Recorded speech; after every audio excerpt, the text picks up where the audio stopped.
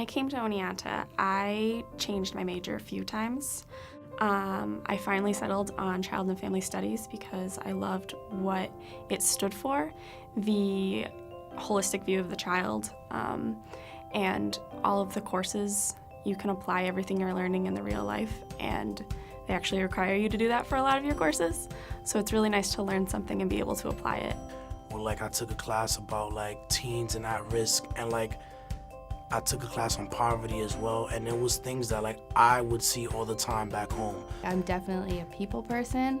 I enjoy working with others. It's not really for me to sit at a desk, and I enjoy helping others, especially children. If I looked back 10 years from now, I would remember my courses and my professors.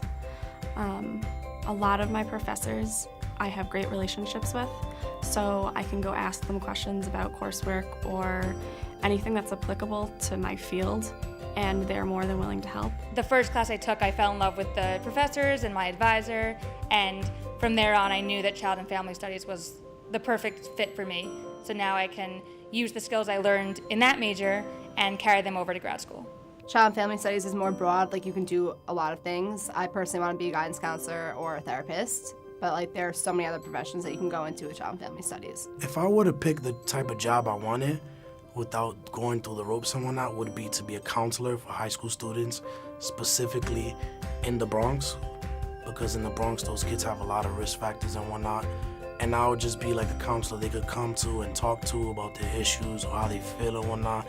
And what I also want to do is help them get higher learning achievement, go to college, whatnot, get their degree, or do something that's going to benefit them later in life.